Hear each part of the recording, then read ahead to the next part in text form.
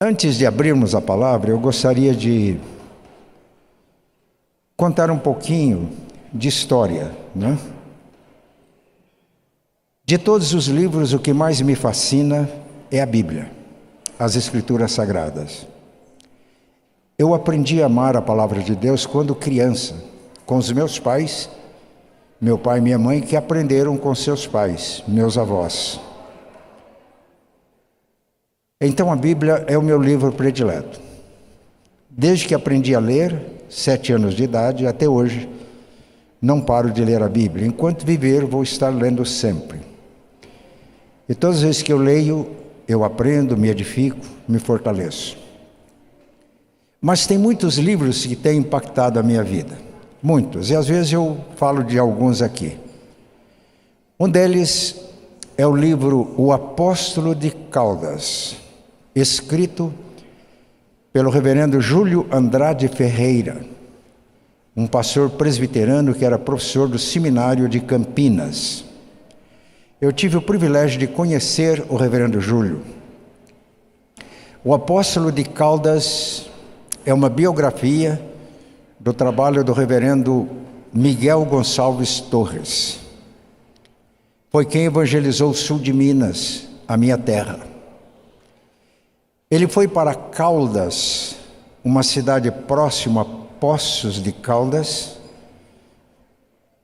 Antes, Caldas era um município, Poços de Caldas era um distrito, por causa dos bons ares de Minas.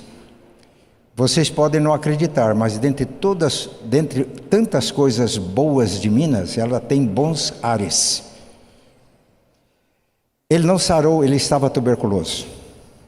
Ele não sarou da tuberculose, mas melhorou. Foi ordenado pastor e evangelizou o sul de Minas. Ele fazia uma oração. Ele dizia assim: Senhor, eu sei que eu não tenho muito tempo de vida. Eu peço que o Senhor me abençoe para que eu não desperdice tempo, nem as poucas energias que eu tenho. Eu peço que o Senhor me guie, me leve aos eleitos.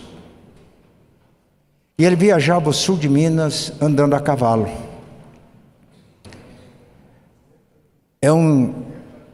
A topografia é acidentada.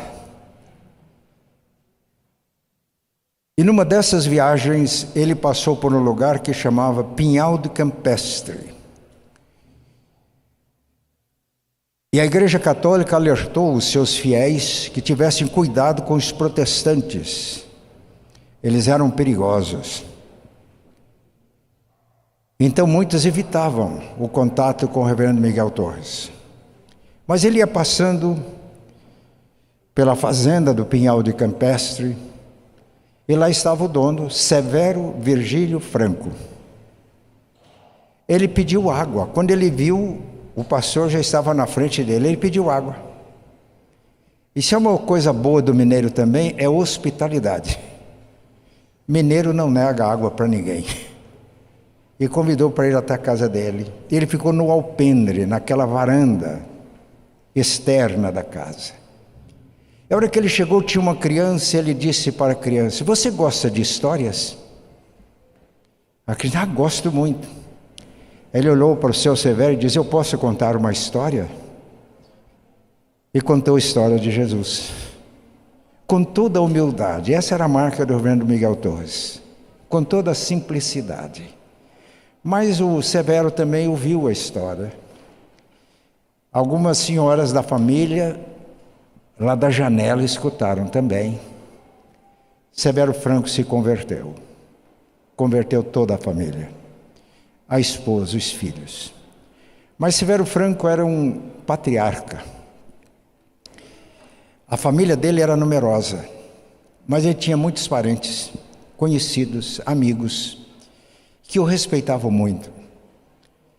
E aí não apenas ele se converteu, mas toda a sua família, e a sua família ampliada. Primos, sobrinhos, amigos, e nasceu uma igreja em Pinhal do Campestre, na fazenda. Quando eu fui presidente da igreja na década de 90, eu fui lá e preguei num culto de ação de graças no centenário da igreja. Ainda está lá. Mas Miguel Torres continuou seu trabalho e chegou a Cabo Verde. Essa cidade existe até hoje, está no mapa. E lá ele encontrou Joaquim Alves Quintela. E a história foi muito semelhante à do Severo Virgílio Franco. Joaquim Alves Quintela era capitão da Guarda Nacional. Existia na época isso. Ele se converteu. A sua esposa, seus filhos, dentre eles minha mãe. Era muito semelhante à história do Severo. E nasceu uma igreja em Cabo Verde, que existe até hoje, Igreja Presbiteriana. Mas a história não para aí. Miguel Torres chegou a Muzambinho. Esta cidade também existe no mapa. Quem gosta de programa esportivo e ouve Milton Neves, deve saber que Muzambinho, que São Paulo é um bairro de Muzambinho.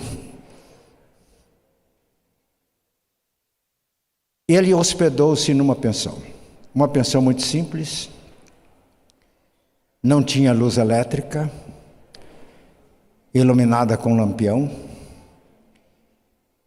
E depois do jantar, ele disse para a dona da pensão: eu posso dirigir uma palavra aos hóspedes?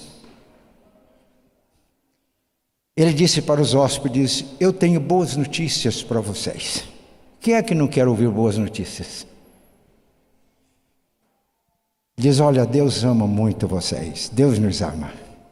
Ele ama tanto que Ele deu o Filho único dele, porque todos nós somos pecadores. E diante da justiça de Deus estamos condenados. Mas Ele pagou pelos nossos pecados. E quando nós nos arrependemos e cremos em Jesus, Ele nos perdoa, nos reconcilia, vem morar em nós. Mas Ele dizia isso com tanta graça. Dentre os hóspedes estava Antônio José de Souza, que morava em São Bartolomeu, um povoado, um patrimônio, uma cidade de cerca de 20 quilômetros de Muzambinho. E a história de Severo Franco se repetiu. Vovô Antônio era um homem muito simples, mas ele era um líder, era um tipo de patriarca. Converteu toda a família, a esposa, a avó Galdina, os filhos todos, inclusive meu pai. E aí foi convertendo os sobrinhos, os amigos. Ele tinha uma família ampla, uma família ampliada. Surgiu uma igreja em São Bartolomeu, que não era uma cidade, era um patrimônio, que existe até hoje. Já visitei. E meu avô foi presbítero dessa igreja, como o vovô Quintela foi presbítero em Cabo Verde. Em 1903, vovô Souza estava representando São Bartolomeu, uma igreja organizada, num patrimônio, num povoado. Ele foi um dos 14 presbíteros que organizaram a Igreja Presbiteriana Independente do Brasil. Meus pais foram discípulos dos seus pais. Minha mãe foi discípula do vovô Quintela e da avó Amélia. Meu pai foi discípulo do meu avô e da minha avó. Eu sou discípulo dos meus pais. E tenho entregado a minha vida, discípulo de meus pais que me fizeram discípulo de Jesus. E tenho entregado a minha vida nas mãos de Deus para fazer discípulos de Jesus. Este é o meu alvo, este é o meu propósito, este é o objetivo do meu ministério. Mas essa história não é novidade. Tudo que eu contei para os irmãos, que aconteceu no sul de Minas, não é novidade. Nós temos uma história muito mais antiga. Então convido os irmãos para que abram comigo as suas Bíblias, no livro de Atos, capítulo 10. Eu vou pedir para que os irmãos que estão aqui no templo, no santuário, vamos agora toda a nossa atenção para a história que nós vamos ler. Toda a nossa atenção. É um capítulo que tem 48 versículos e nós vamos ler todos. Vamos ler essa história.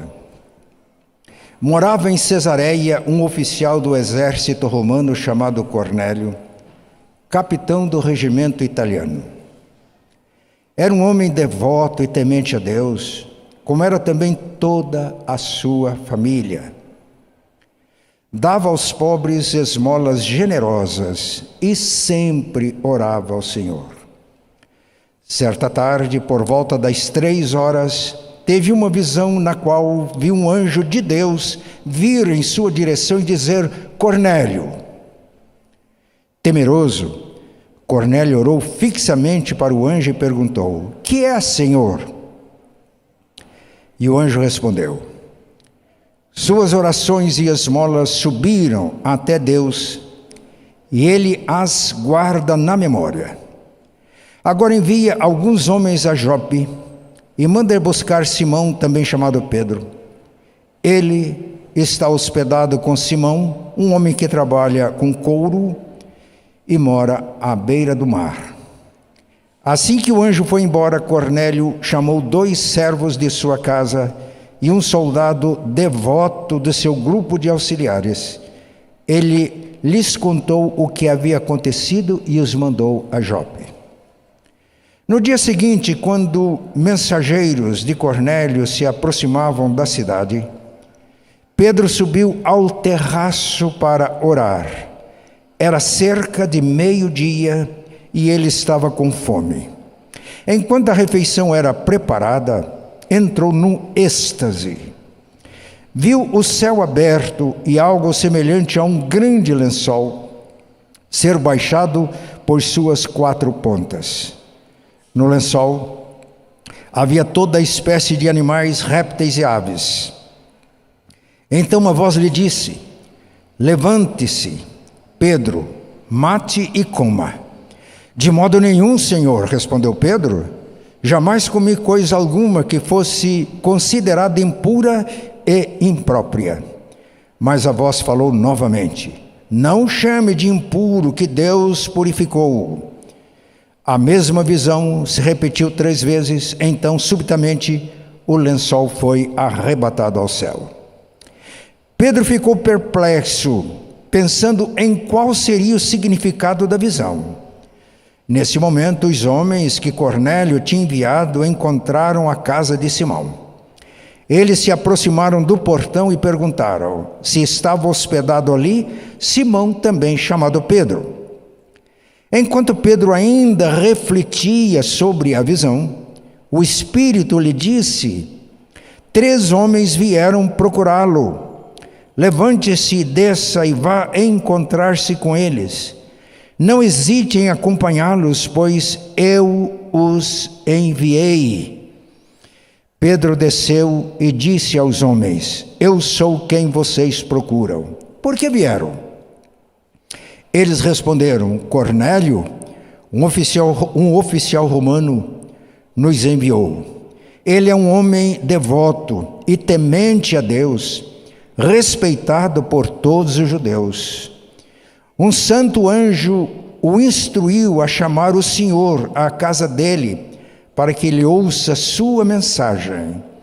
Então Pedro convidou os homens para se hospedarem ali naquela noite. No dia seguinte foi com eles, acompanhado de alguns irmãos de Jope. Chegaram a Cesareia no dia seguinte. Cornélio os esperava e havia reunido seus parentes e amigos íntimos. Quando Pedro chegou à casa, Cornélio veio ao seu encontro e prostrou-se diante dele, adorando-o. Mas Pedro levantou e disse: Fique de pé, eu sou apenas um homem como você. Os 2 conversaram e depois entraram na casa, onde muitos outros estavam reunidos. Pedro lhes disse: Vocês sabem que nossas leis proíbem que um judeu entre no lar gentio como este ou se associe com gentios. No entanto, Deus me mostrou que não devo mais considerar ninguém impuro ou impróprio. Por isso, vim assim que fui chamado, sem levantar objeções. Agora digam, por que vocês mandaram me buscar? Cornélio respondeu: 4 dias atrás, eu estava orando em casa por volta deste mesmo horário, às 3 da tarde. De repente, um homem vestido com roupas resplandecentes apareceu diante de mim. Ele me disse: Cornélio, Deus ouviu a sua oração e se lembrou de suas esmolas. Agora, envia mensageiros a Jope e mande buscar Simão, também chamado Pedro. Ele está hospedado na casa de Simão, um homem que trabalha com couro e mora à beira-mar. Assim, mandei buscá-lo de imediato, e foi bom que tenha vindo. Agora, estamos todos aqui, esperando diante de Deus para ouvir a mensagem que o Senhor mandou que você nos trouxesse. Então Pedro respondeu: vejo claramente que Deus não mostra nenhum favoritismo. Em todas as nações ele aceita aqueles que o temem e fazem o que é certo. Esta é a mensagem de boas novas para o povo de Israel. A paz com Deus por meio de Jesus Cristo, que é Senhor de todos. Vocês sabem o que aconteceu em toda a Judeia, começando na Galileia, depois do batismo que João proclamou. Sabem também que Deus ungiu Jesus de Nazaré com o Espírito Santo e com poder. Então ele foi por toda parte, fazendo bem e curando todos os oprimidos pelo diabo, porque Deus estava com ele. E nós somos testemunhas de tudo o que ele fez em toda a Judeia e em Jerusalém, onde o mataram, penduraram-no numa cruz, mas Deus ressuscitou no 3º dia e permitiu que ele fosse visto, não por todo o povo, mas por nós, que fomos os escolhidos por Deus de antemão para sermos suas testemunhas. Nós fomos os que comemos e bebemos com ele depois que ele ressuscitou dos mortos. E ele nos mandou anunciar sua mensagem em toda parte e testemunhar que Deus o designou juiz de todos e dos vivos e dos mortos. É a respeito dele que todos os profetas dão testemunho, dizendo que todo o que nele crer receberá o perdão de seus pecados por meio do seu nome. Enquanto Pedro ainda falava, o Espírito Santo desceu sobre todos que ouviam a mensagem. Os discípulos judeus que acompanhavam Pedro ficaram admirados de que o dom do Espírito Santo também fosse derramado sobre os gentios, pois os ouviram falar em outras línguas e louvar a Deus. Pedro perguntou: pode alguém se opor a que eles sejam batizados agora, como nós também receberam o Espírito Santo? Então ordenou que fossem batizados em nome de Jesus Cristo. Depois pediram que Pedro ficasse com ele alguns dias. Esta é a palavra, e dela nós vamos destacar algumas lições para a nossa vida.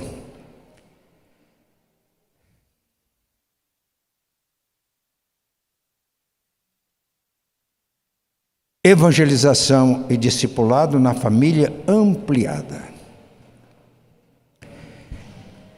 E o que queremos aprender com estas histórias e esta história registrada aqui? Primeiro, queremos entender o que é família ampliada. O que é oikos, uma palavra grega que literalmente significa casa. Aprendemos com Cornélio. Quando Pedro chegou, estava reunido Cornélio, esposa, filhos, conhecidos, amigos íntimos, parentes, todos esperando. Por quê? Porque Cornélio não era ainda convertido, não tinha ainda ouvido o Evangelho, mas era um homem que temia Deus. Era um homem que orava, fazia esmolas. E aí Deus manda um anjo buscar Pedro. E quando Pedro chegou, estavam prontos para ouvir a mensagem. Então, isso é família ampliada. Cornélia, sua esposa, filhos, se tivessem netos, sobrinhos, amigos íntimos, companheiros de trabalho, é o que nós estamos projetando aqui. Então, no texto a gente aprendeu o que é família ampliada. Entenderam? Eu acho que está claro, né? Mas nós vamos aprender outras lições nesse texto. Como evangelizar e discipular esta família ampliada? Como fez Cornélio, como fez Severo Virgílio Franco, como fez o vovô Quintela e como fez o vovô Souza. Como evangelizar? Meus irmãos, a evangelização é obra de Deus. A evangelização dessa família ampliada do Oikos é a obra de Deus, mas com a participação nossa. E para que a gente participe, nós temos que usar os meios que Deus coloca em nossas mãos. Que o nosso catecismo diz que são meios de graça. Nós aprendemos que tudo é pela graça, a salvação é pela graça, a santificação é pela graça, o nosso trabalho é pela graça. Mas Deus tem os meios através dos quais a sua graça opera. E o nosso catecismo diz que nós precisamos de fazer uso diligente dos meios de graça. No ano passado eu preguei uma mensagem sobre isso. O uso diligente dos meios de graça.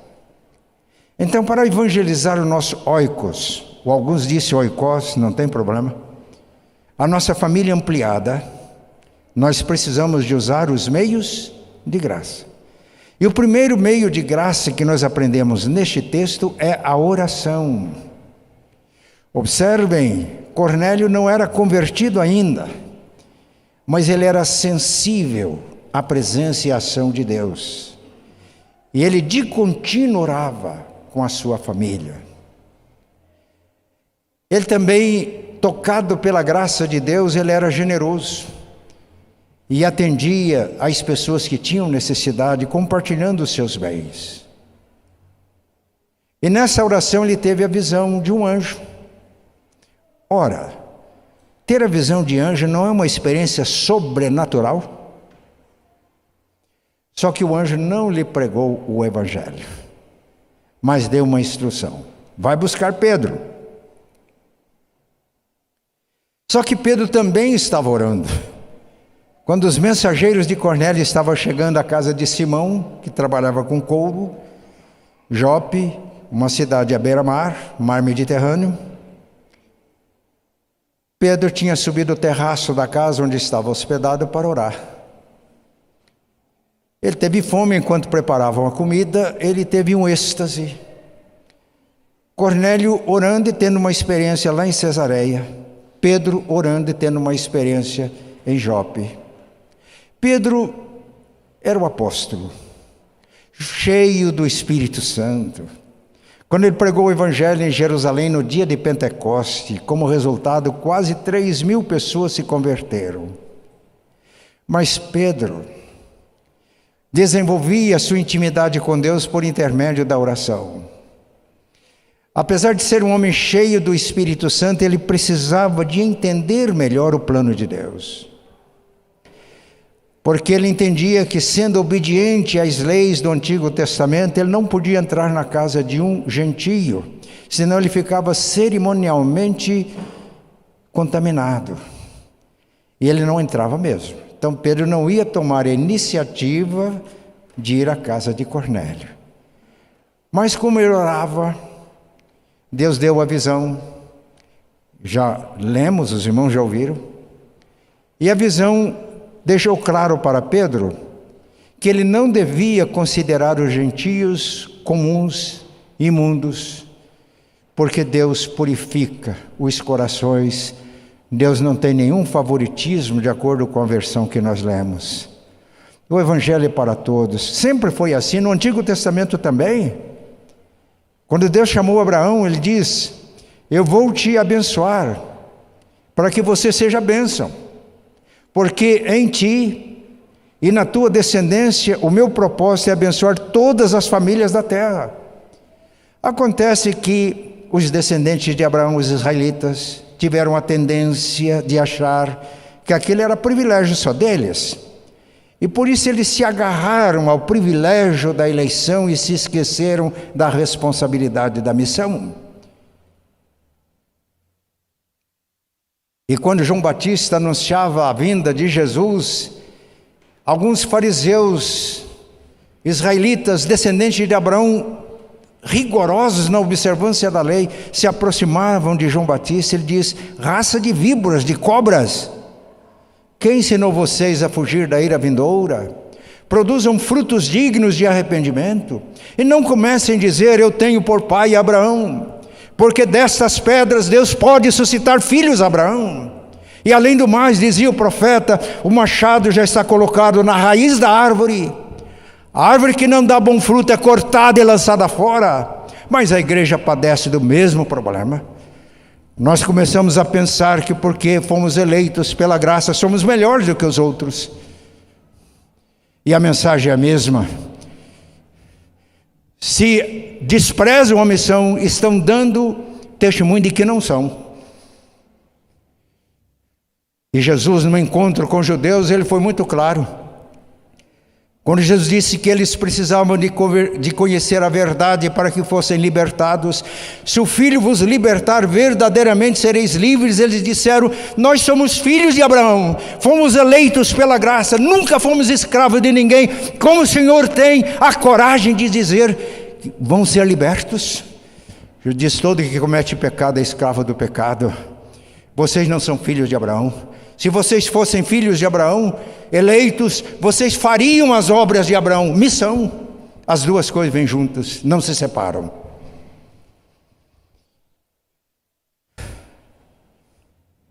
Vocês são filhos do diabo. O diabo foi homicida desde o princípio. Vocês querem me matar, eu sei disso. Por quê? Porque vocês não recebem a mensagem do Evangelho. Que advertência para nós. Eu contei a minha história. Eu sei que eu não posso dizer assim: não, eu sou neto do vovô Quintela, que no final do século XIX aceitou Jesus, serviu muito a Jesus. Ah, eu sou neto do vovô Souza, que em 1903 foi um dos fundadores da IPI, portanto eu tenho pedigree. Tudo isso é vaidade. Para que eu seja realmente herdeiro do vovô Souza, eu tenho que ter o mesmo espírito dele e dar continuidade a esse trabalho. Quando eu fui a Poços de Caldas, eu fui a Caldas e visitar o túmulo do reverendo Miguel Torres. Eu fiquei tempo contemplando, olhando para as alterosas, para as montanhas de Minas. Eu chorei.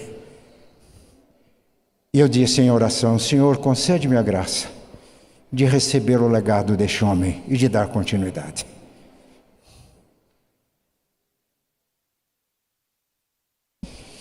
Oração. O homem, Cornélio orando, Pedro orando na sua casa. Mas os irmãos podem me dizer: afinal de contas, Pedro era apóstolo, era pregador. A mesma história aconteceu na conversão de Saulo. Saulo teve uma experiência dramática diretamente com Cristo. Caiu, ficou cego. Mas Jesus deu a instrução: entra na cidade, lá eles vão te dizer o que você tem que fazer. Ele entrou na cidade, e aí Deus falou para um discípulo, Ananias. A Bíblia só diz que ele era discípulo. Como eu sou discípulo, você que está aqui, que está em casa assistindo, é discípulo. Ananias, diz: eis-me aqui. Vai lá na casa de Judas, procurar por Saulo. Faz 3 dias que ele está orando e jejuando. Essa é a evangelização. É assim que a gente evangeliza a família ampliada. Tendo intimidade com Deus. Ouvindo Deus. E obedecendo Deus. E Ananias foi. Ele, no começo, achou que era complicado evangelizar aquele homem que matava crente. Mas ele foi. Ministrou a Saulo. Saulo foi curado. Foi batizado, ficou cheio do Espírito Santo. A gente conhece muito Saulo, que é o apóstolo Paulo. Mas quem seria Saulo sem Ananias? E sem os discípulos de Damasco?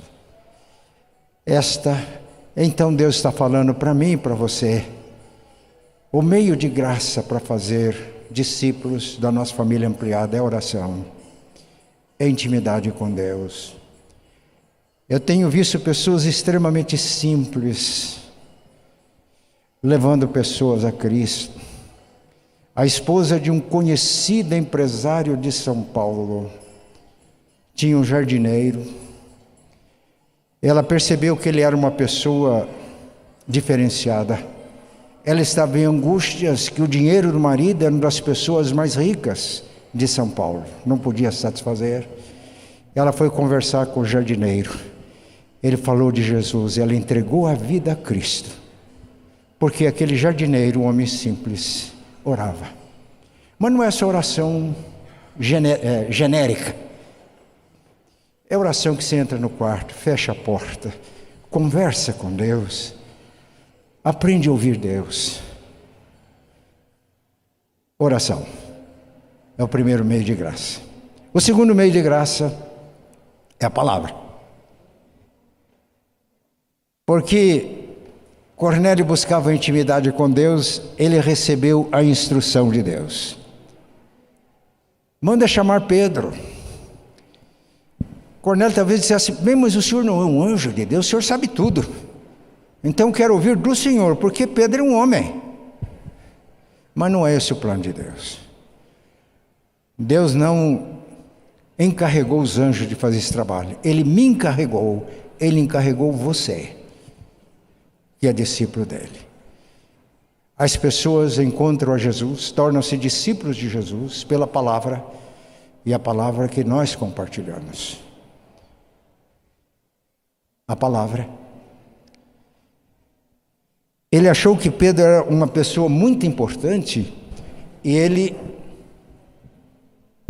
ajoelhou-se para adorar Pedro. Pedro pegou pela mão e disse, levanta, eu sou homem igual a você. É assim. Eu tenho consciência das minhas limitações. E às vezes eu até digo para Deus, mas é tão sublime pregar a palavra.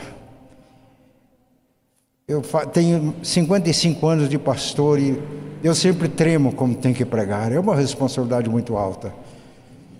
Mas Deus confia isso a pessoas humanas, ser humano. Transmitir a palavra. Miguel Torres transmitiu a palavra ao vovô Quintela, ao vovô Souza, mas eles deram continuidade e foram levando a palavra, família ampliada. Nasceu uma igreja em Pinhal de Campeche, é uma fazenda, tem até hoje. Nasceu uma igreja em Cabo Verde, nasceu uma igreja em São Bartolomeu, próximo a Muzambinho. E dessas igrejas tem saído gente que tem servido ao Senhor no Brasil inteiro, inclusive aqui em Curitiba, claro. Palavra é o meio de graça. É o meio de graça. E uma coisa interessante, a gente às vezes acha que a gente tem que convidar as pessoas para vir ao templo ouvir a pregação do pastor. Mas Deus mandou Ananias ir à casa de Judas para ministrar a Saulo. E Deus instruiu Cornélio a chamar Pedro, instruiu Pedro a entrar na casa de Cornélio. Quando estamos submissos a Deus, buscamos intimidade com o Senhor, Ele nos manda entrar nas casas hoje. No ano passado eu me lembro que eu compartilhei uma experiência com os irmãos, eu vou repetir, eu acho que muitos esqueceram, né? Lá na igreja de Londrina a gente ensinava isso, que todos nós temos o nosso oikos, a nossa família ampliada, e que é nosso privilégio compartilhar a palavra. Crianças entenderam isso, adolescentes entenderam, e nós dávamos treinamento para as pessoas, o que vamos fazer aqui também. E um dia um pai de duas meninas adolescentes foi buscar, eles estavam numa reunião na casa de um adolescente, num condomínio de classe A. Naquele condomínio não adianta alguém querer entrar lá para pregar o evangelho, não deixam mesmo. É um segurança, é o condomínio onde mora o Galvão Bueno. Casou-se com uma menina da nossa igreja em Londrina. Mas não entra, segurança. Mas os nossos adolescentes entraram. E sabe por que entraram? Porque eles aprenderam que eles têm o privilégio de comunicar o evangelho à sua família ampliada. E aquele adolescente era colega de escola. Falaram de Jesus. E aquele pai, quando viu que o pai das adolescentes estava esperando, ele foi lá e falou: olha, eu nunca vi encontro de adolescente assim. E começou a fazer perguntas. O que é oikos? Aí ele explicou, é o que eu estou explicando aqui hoje. O que é discipulado? Falou, discipulado é quando alguém dá testemunho de Jesus, ele aceita, então vai dar as instruções básicas. E adolescente faz isso? Faz. As minhas filhas estão fazendo com alguns. Ele diz, e tem esse negócio para gente grande também? Ele se converteu, a esposa se converteu, os 2 filhos se converteram. Ele ficou tão empolgado com o testemunho daqueles adolescentes que ele fez todos os cursos que a gente oferecia na igreja, fez o seminário. E não faz muito, eu fui visitar uma obra que ele e a esposa estão fazendo e eu fiquei sensibilizado. Tudo a partir de adolescentes da igreja que entenderam essa história, que entenderam essa lição. Palavra, mensagem. A mensagem de Pedro foi muito simples. Os irmãos concordam? A mensagem de Miguel Torres era muito simples. Ele era um homem culto. Ele escreveu um livro que tornou-se assim um manual de evangelização no sul de Minas. A barra do evangelho, isto é, a Igreja Católica Apostólica Romana, à luz do tribunal, da barra do tribunal divino. Mas todos os caboclos lá do sul de Minas falavam a barra do seu Miguel, era o livro. Era apologia. Era a maneira que na época mais usavam para evangelizar. Ele era um homem culto, mas a mensagem dele era extremamente simples. Anunciava Jesus, a morte dele pelos nossos pecados, a ressurreição dele, a vitória sobre a morte, a glorificação dele à direita do Pai, o envio do Espírito Santo para morar no coração dos crentes. Então, como evangelizar e discipular o nosso oikos, a nossa família ampliada? Primeiro, oração. Segundo, eu falei de adolescentes que ganharam pessoas num condomínio de luxo. Mas foi alguém numa periferia de Londrina, um dos bairros mais violentos de Londrina. E no encontro, encontraram uma menina, estava saindo adolescente. E aproveitando o treinamento que nós demos na igreja, e vamos dar aqui, vocês já estão convidados, expuseram o evangelho naquele encontro. Aquela menina entregou a vida dela a Jesus. E começou a evangelizar naquele bairro. Batizou-se. Tornou-se membro de um grupo pequeno de uma célula. Logo foi treinada para líder e assumiu uma nova célula quando multiplicou. E ela foi supervisora. E a área da supervisão multiplicou. E a essa altura ela já tinha feito todos os cursos que a gente oferecia na igreja. E aí tornou-se uma obreira da igreja com tempo integral. É a pastora Patrícia hoje.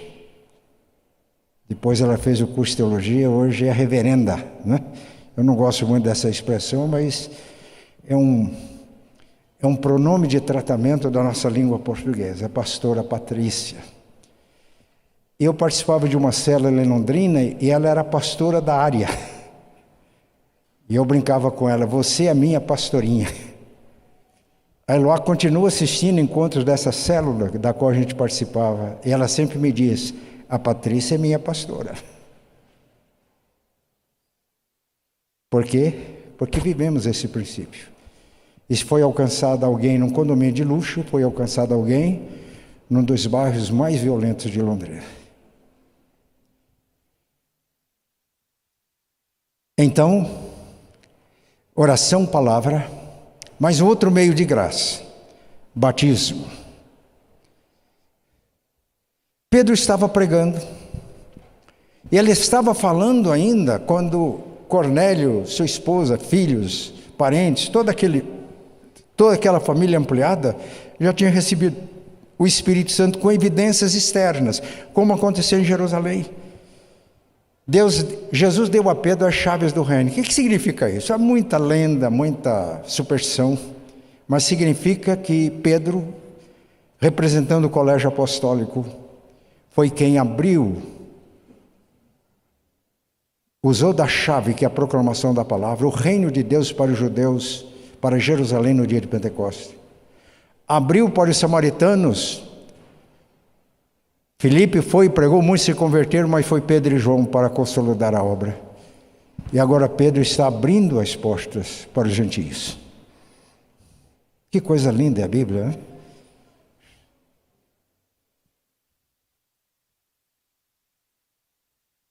E quando ele ainda estava falando, evidência de que eles já tinham recebido o Espírito Santo. E os companheiros de Pedro não foi sozinho. Eu até acho que ele falou, olha, eu vou levar testemunha para saber que eu não transgredi as leis. E ficaram surpresos falando, mas como eles receberam o Espírito Santo igual nós? Porque eles achavam ainda que para receber o Espírito Santo tinha que primeiro converter ao judaísmo, tinha que ser circuncidado. Não tinha entendido ainda que o batismo é a circuncisão de Cristo, é assim que Paulo diz em Colossenses. Mas para que não parasse dúvida, antes que eles fossem batizados com água, a cerimônia, foram batizados com o Espírito Santo. E quando Paulo escreve na carta aos Efésios, capítulo 4, que há um só batismo, ele está dizendo que há um só batismo mesmo. Porque quando cremos em Jesus, no Espírito nós somos batizados no corpo de Cristo, quer judeus, quer gregos, quer escravos, quer livres, nos tornamos um em Cristo. Esse é o batismo espiritual. E o batismo cerimônia com água em nome do Pai, do Filho e do Espírito Santo é o testemunho dessa realidade espiritual. As duas coisas se completam. Um não separa do outro. Na época de avivamento, sempre as pessoas queriam que eu desse o meu testemunho de batismo com o Espírito Santo. Eu falei, é um só batismo. O batismo externo que eu recebi é um testemunho dessa realidade interna. Mas para que não ficasse dúvida, antes que eles fossem batizados com água, eles foram batizados no Espírito.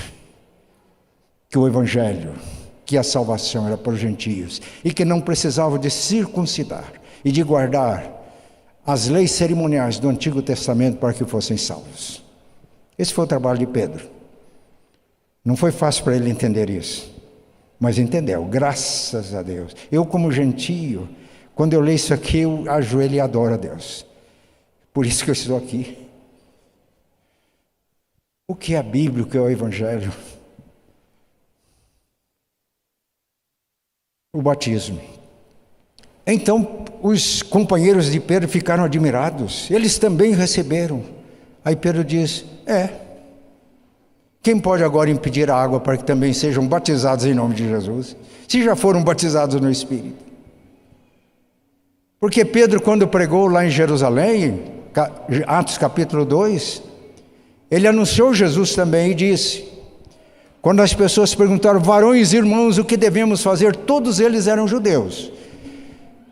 Muitos judeus helênicos, indo de diversas nações, mas todos judeus, ou todos prosélitos, convertidos ao judaísmo. Aí Pedro respondeu, arrependam-se e sejam batizados para a remissão de pecados e recebam o dom do Espírito. Então, o dom do Espírito vem como resultado do batismo. Mas Deus fez assim para mostrar que eu, gentio, você, gentio, pode crer em Jesus, receber o Espírito Santo sem necessidade de se tornar um judeu, porque a nova aliança, a circuncisão de Cristo. Mas, meus irmãos, é assim que a gente evangeliza a nossa família ampliada.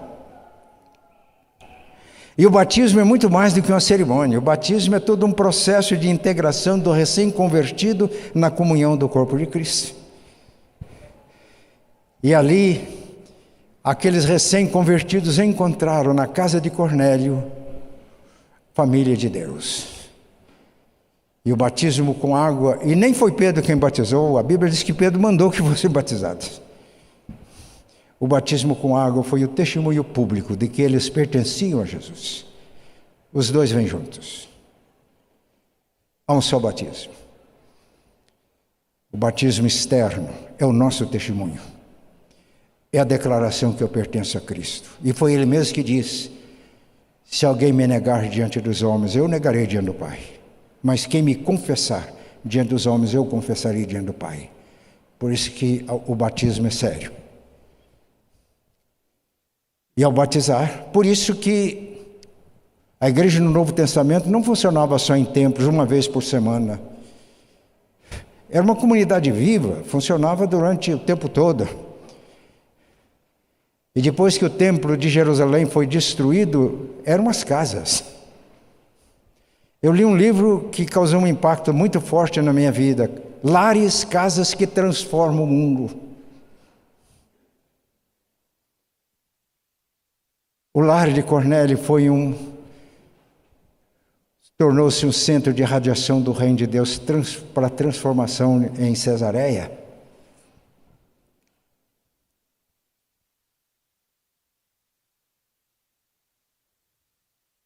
Então, como evangelizar e discipular a família ampliada? Usando os meios de graça. E aprendemos no texto 3 meios: oração, palavra e batismo. Eu pergunto agora aos irmãos: esses meios de graça estão à nossa disposição? É Deus quem faz a obra. A obra é divina, mas tem a nossa participação. Isso, mais do que responsabilidade, irmãos, é um alto privilégio. Irmãos, querem saber por que eu vim para Curitiba? Eu vim para Curitiba para pregar essa mensagem. O que Deus está mostrando sobre a nossa igreja é isso: uma comunidade de discípulos de Jesus, que faz discípulos de Jesus. Claro, os discípulos já foram feitos, mas nós podemos avançar. Aliás, o primeiro cântico que nós cantamos fala em compartilhar a palavra. Se lembra do cântico? Eu gravei. E fala também num avivamento, que já estou vendo. Nós cantamos isso. E na hora que cantei, eu botei a minha vida no cântico. Nós buscamos e buscamos de coração, já estou vendo.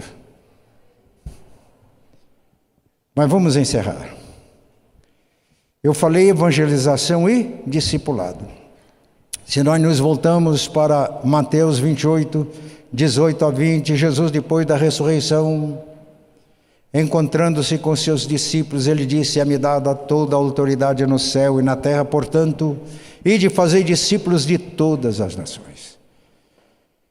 Mateus 28, 19, eu já disse isso algumas vezes, só tem uma ordem: fazei discípulos. O verbo ir, em Mateus 28, 19, não está no imperativo. A gente pode ir e não fazer discípulo, fazer muita coisa e não fazer discípulo. Aliás, a nossa oração é para que Deus nos mostre toda a atividade que nós estamos fazendo que pode ser dispensada, para fazer o que Deus quer. A igreja às vezes faz muita coisa que, se dispensar, não vai alterar nada em termos da natureza da igreja. E às vezes não faz o que o Senhor quer que ela faça. Fazer discípulos. E para fazer discípulos, ir é uma estratégia. Não é o alvo. Eu ouço pessoas dizer: não, eu quero obedecer ao ID de Jesus. Não está errado. Mas a ordem é fazer discípulos.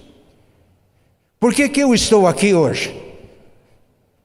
Porque Miguel Torres não apenas foi a Caldas, não apenas foi à fazenda de Pinhal do Campestre, Cabo Verde, Muzambinho. Ele foi e fez discípulos. É a minha herança e a minha gratidão a Deus. E quando eu me lembro desse homem, eu me emociono. Ele fez discípulos.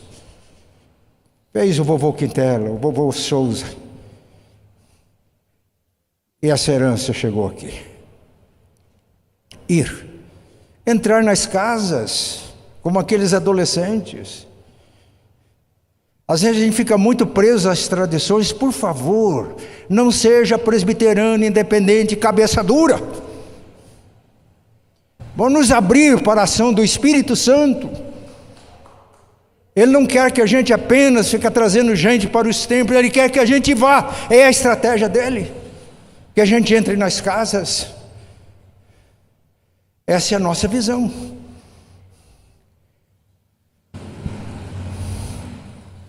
Mas além de indo, vamos fazer discípulo batizando. Os que aceitam a mensagem, vamos integrá-los na comunhão. Por isso é importante dos grupos pequenos. O líder, ele funciona como um pai dos que estão chegando. Cuida. E a igreja pode crescer. Ninguém vai ficar sem ser cuidado. Quando nós funcionamos só no atacado, as pessoas convertem e entram para o caldeirão. Lá em Londrina, às vezes, eu estava com ele lá no supermercado e pessoas cumprimentavam: pastor, boa tarde, como vai? E ela dizia para mim: quem é esse? Eu falei: sei lá. Não sei o nome. Aí ela me quebrava o galho. Ela chega a pessoa: qual é mesmo o seu nome? Eu dizia: eu não sei o nome, mas eu sei que ele está sendo cuidado. Porque eu descentralizei o meu ministério. Eu quero multiplicar o meu ministério. Eu não quero segurar nas minhas mãos todo o poder que é do Espírito. Quero compartilhar, empoderar todos os membros da igreja. Não eu, o Espírito Santo. Aí pode converter pessoas, porque todos vão ser cuidados. Batizando, integrando células como essa família básica. Grupos pequenos e células estão para a igreja o que as famílias estão para a sociedade. E assim como o diabo procura destruir a família, solapar as bases da família, o diabo também procura solapar a concepção bíblica de grupos pequenos. Eu não sei trabalhar diferente. Se me obrigarem a trabalhar de maneira diferente, eu vou plantar batatinha lá em Muzambinho. Porque o meu desejo é multiplicar o meu ministério. Para isso eu quero delegar autoridade para pessoas que com responsabilidade e que são dispostas a estar sob a autoridade do conselho, a autoridade do pastor, para que haja unidade, para que não se formem igrejinhas, a igreja possa crescer como corpo, para a glória de Deus. Mas a outra estratégia é ensinando-os a guardar todas as coisas. Depois que houve o batismo, aqueles irmãos de Cesareia pediram a Pedro: fique mais um pouco com a gente. E Pedro ficou para esse ensino básico, para ensinar a guardar, a praticar, a fazer tudo que Jesus mandou. Meus irmãos, ensinar por ensinar, para saber mais Bíblia, para viver, para fazer sabichões de Bíblia, não vale nada. O ensino é para ensinar a guardar o que Deus manda, inclusive a fazer discípulos. E fazendo discípulos, aquela célula inicial da família ampliada de Cornélio foi se multiplicando. É multiplicação. Por fim, encerrando, fica agora um desafio para todos nós. No planejamento que estamos fazendo sobre evangelização orientada por necessidades, nós queremos estimular todos os irmãos a encontrar a sua família ampliada. Porque é a partir daí que a gente faz discípulo de Jesus. Olha, eu estou vendo 2 presbíteros aqui no conselho, eu vou fazer esse trabalho. Qual é a sua família ampliada, Morosini? Qual é a sua, Bira? Qual é a sua, Rodrigo? E eu quero que em todas as reuniões do conselho, antes de tudo, nós vamos orar, para que Deus nos ajude a alcançar a nossa família ampliada. Eu estou vendo aqui um supervisor de células, o Paulino, o presbítero, fazer isso em todas as células. Todo encontro de célula é prioridade. Quais as necessidades das pessoas da sua família ampliada? Vamos orar. E Deus vai nos dar estratégias. Ministério de casais. Quais são, cada um, a sua família ampliada? Que Deus nos ajude nisso. Porque evangelizando a partir da família ampliada, nós vamos encontrar a igreja em potencial. Qual a igreja em potencial? É a soma de todas as famílias ampliadas da igreja. É o nosso campo. A partir disso, a gente pode fazer discípulo até os confins da terra. Mas aqui é o ponto de partida. Que Deus nos ajude. Estamos desafiados. Eu fiz uma série de exames. Pediram um cateterismo cardíaco. Não está 100%, mas dá para quebrar o galho. O exame do ecodoppler mostrou que a obstrução aqui aumentou. Ouvi meus médicos em Londrina. A doutora Isara está ajudando a analisar isso, para ver se é necessário uma cirurgia. Se for necessária, doutora, nós vamos fazer, crendo que Deus vai nos abençoar. Mas eu quero investir o resto dos dias, os dias que ainda me restam, nesta missão: fazer discípulos de Jesus. Conto com os irmãos. Vamos nessa? Vamos nessa. Desculpa, talvez a expressão meio vulgar. Vamos nessa que é bom a beça. Eu já estou aqui na frente de pé. A minha família ampliada em Curitiba é muito pequena. A casa pastoral está meio isolada. Até de vizinho lá é difícil. Mas Eloá e eu vamos orar, para que Deus nos mostre qual é a nossa parte. E vamos orar para que cada membro da igreja faça a sua parte. E aí nós vamos encontrar a nossa família, a nossa igreja em potencial. E a partir disso, nós vamos ser bênção até os confins da terra. Amém? Quando eu leio a Bíblia, Jesus orava olhando para o alto. É um gesto. Ele levantava as mãos. Está cheio de expressões assim nos salmos, nos evangelhos. Então eu convido vocês a olharem para o alto e a levantar comigo as mãos e vamos orar. Pai Santo e bom, nós estudamos a Tua palavra hoje. E a palavra nos contou uma linda história.